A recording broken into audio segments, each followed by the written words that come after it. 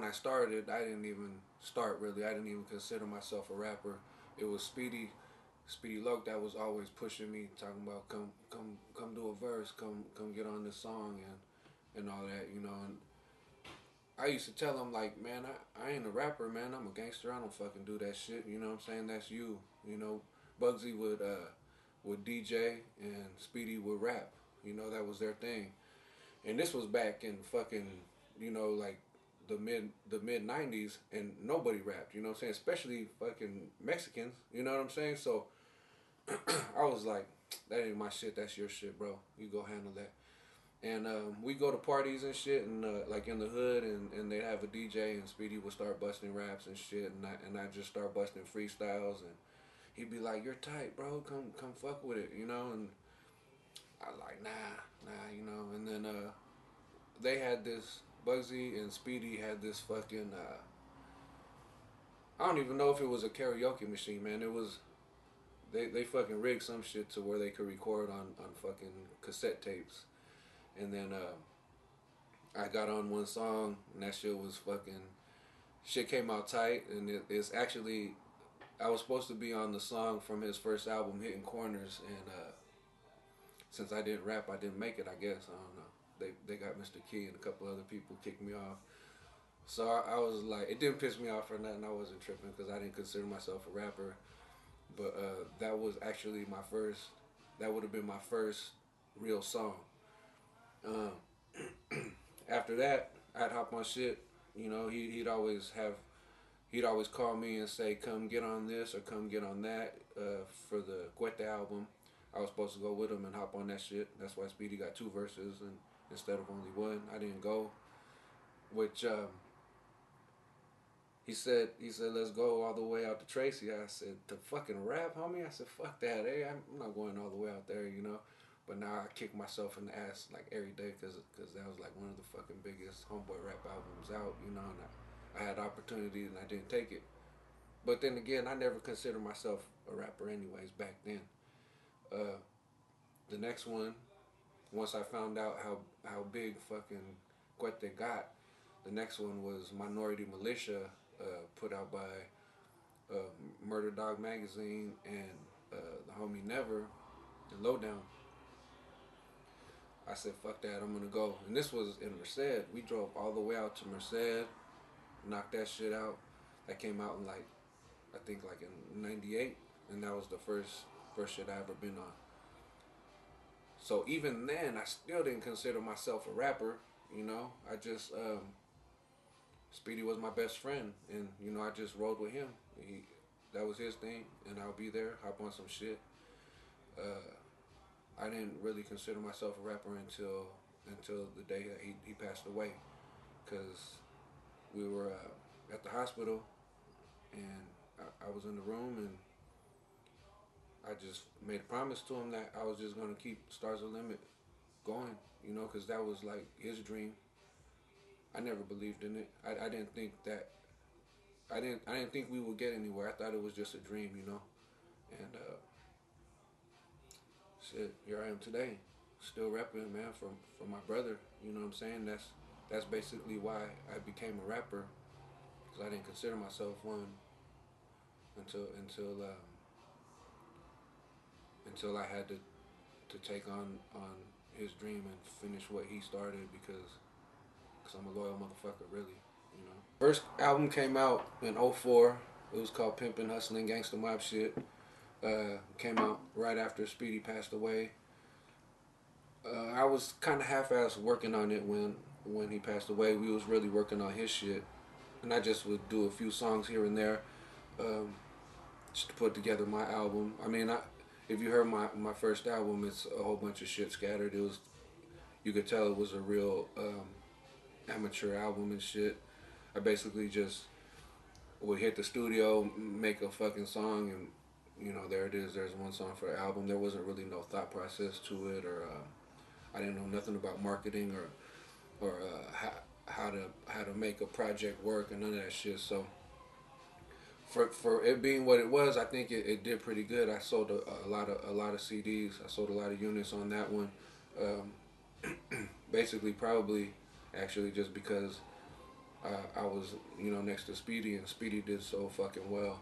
I kind of had the door already cracked open for me, so half the work of building the name was already there because I came up with my homie.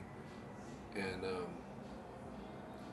I was probably one of the first people to get a feature outside of homeboy rap genre. You know what I'm saying? Spice One, um, Speedy had JT the Bigger Figure and Daz Dillinger on his shit. So Stars the Limit. As we were growing, we wanted to always do that, always incorporate somebody else that everyone would listen to, but wasn't necessarily our from our genre of music. So Spice One, man, he was right there from Hayward. My homie Al Beezy, Al Husky hooked me up with him and shit. He had him in the studio and he said, "Come through, Spice One's over here." I went over there, chopped it up, and we was chilling, fucking all night. Did pimpin', hustling, gangsta mob shit, and fucking boom, there went my title right there.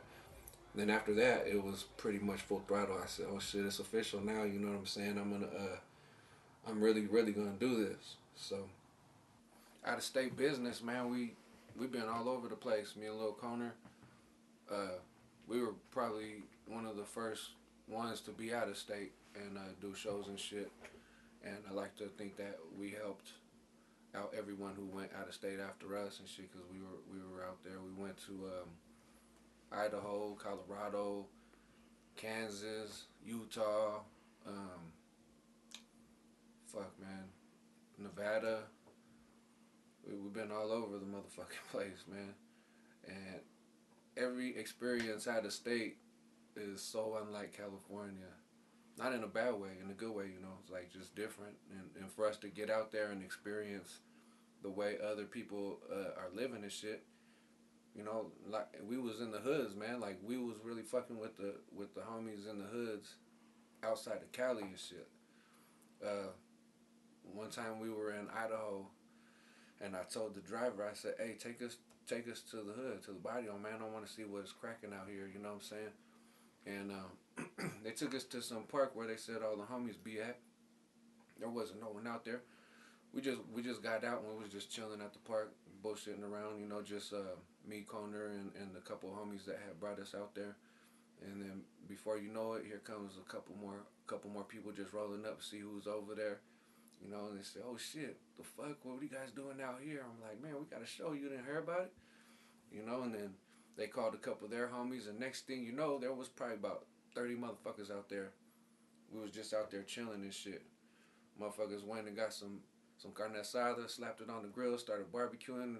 Shit, next thing you know, we was out there having a fucking party, man. It was tight. Those are the homies from Nampa, man. Shout out to them homies out there. They showed a lot of love and shit. Uh, Fucking Colorado, we went to go do a autograph signing. Hella people came. Shit, after the autograph signing, next thing you know, we just outside the front of the fucking record store just chilling. Kicking it with all the homies from over there. I love seeing all the gente, outside of Cali and shit, and to know that I have had an influence in their get down. Fucking, it makes me feel real good and shit. So even if it's not all the time positive and shit, it's real. You know, the biggest misconception that people have about me because I'm a rapper. uh, Man, some of y'all motherfuckers be really tripping and shit.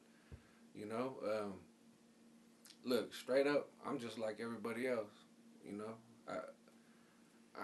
I never claim that I'm the hardest motherfucker out there, but I ain't no motherfucking punk. You know what I'm saying? Uh, you can find me in fucking hoods all over Cali, all over the West Coast. You know what I'm saying? Even across the fucking lines and shit, man. You know what I'm saying? I'm dropping CDs off at stores, doing this and doing that. I'm not a hard person to bump into, and I got. I'm sure many people could vouch. The ones that know me, know I'm a good ass homeboy, solid and shit. And I know there's some cats out there that think that I think I'm something else or whatever, but that's not even the case, bro. You know, it's like if I don't fucking know you, how am I supposed to treat a motherfucker that I don't know if I don't know him? Just because you know who I am, you might think you know me, but I don't know you. You know what I'm saying? I see someone on the street and they might think I'm an asshole because I don't, say what's up to them or whatever. But shit, I don't know you, man. You know me. I don't know you. You know what I'm saying? I'm in the public eye and shit, not you. So how am I supposed to recognize who is who and shit? You know what I'm saying? But you get to know me. You know what I'm saying? I mean, look at the YouTube shit. I know you see me and Bugsy clowning around and shit, man. You know what I'm saying? We always having fun and doing this and doing that. But the biggest misconception, I think people think I'm fucking, I don't know, maybe motherfuckers think I'm stuck up or I'm an asshole or some shit just because they want me to hop on their shit, and when they ask me, I ask for a little bit of bread or whatever. Shit, man. What makes you think I want to go take the time out of my day to go to wherever your city is, which is probably far away from where I'm at, you know, write some raps for you that's gonna help you sell some units and shit without any kind of help me. You know what I'm saying? Yeah, I help you if you help me, but don't expect shit because I don't owe nobody nothing. You know what I'm saying? I don't even know nobody $1. You know what I'm saying? I never have to borrow no money. I never have to borrow shit, so I don't owe nobody shit. Straight up, man. But get on me on some business tip, and it's all love. You get at me on some fucking I owe you shit type of attitude, then yeah, I'm gonna be an asshole, man, because I don't owe nobody nothing. Straight like that. Some good memories of me and Speedy. Fuck, there's so many, man. Um, Me and Speedy would be together all the fucking time. I mean, if you look at the pictures or footage or whatever of him, 9 times out of 10 I was with him right there. You know what I'm saying? In the photo or in the video, or if I wasn't in it, I was there. You know what I'm saying? That was my best friend, man. We was always together. There's so many fucking good times, you know what I'm saying, that I had with him and shit. A lot of funny shit. A lot of funny shit. Like this one time, he used to work at KFC, right? And fuck work, you know what I'm saying? Basically, so one day he had to go get his check and he didn't want to work there no more. So his boss was like, "Bring your uniform and I'll give you your check." So I go with him. We go turn in his uniform, and the fucking dude was like, Your whole uniform isn't here, man. I ain't giving you your check." And I didn't even want to go to fucking with him to go pick up his fucking check or whatever. So I'm already lightweight, fucking bothered and shit. And the motherfucker didn't want to give my homie his money and shit. So I'm like, "Motherfucker, give my partner his shit already." He said, "No, the uniform isn't complete." So the lady brings some nigga's order up to the counter, right? I grabbed the motherfucking, I grabbed the drumstick and threw it at that motherfucker like, "Bitch, you better give my homie his shit right now." Grabbed that fucking chicken and said, "Bow! Give my homie his check, motherfucker." Dude just looked at me, turned hella red, turned around, walked in the office, came back and said, "Get the fuck out of here." Speedy's laughing the whole fucking time. You can find me on Instagram, Tito B STL. You can find me on Twitter, Tito B STL. Basically, anywhere you want to find me, it's Tito B STL. Punch that shit in Google, you're going to get fucking, 50 pages of me. Except for Facebook. Facebook just fucking did me dirty. They deleted my shit, so no more Facebook for Tito B. Just spread the word. Shout outs.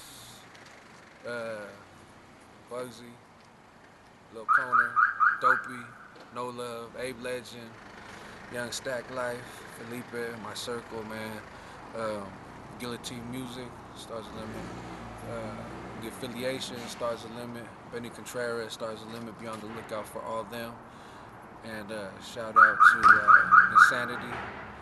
Shout out to Davina. Been down since day one. Shout out Big Tone. Shout out Lil Raider, shout out Big Cholo, Lil Toro, shout out Big Oso Loke, Reality Rap TV, Tito motherfucking B.